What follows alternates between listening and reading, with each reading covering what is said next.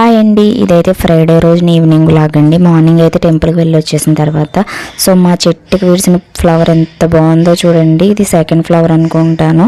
So అమ్మవారి దగ్గర నుంచి కుంకుమ ఇంకా ప్రసాదం తీసుకొచ్చుకున్నాను కదా. సో ఈవినింగ్ అయితే ఇప్పుడు టైం 2:30 అవుతుందండి.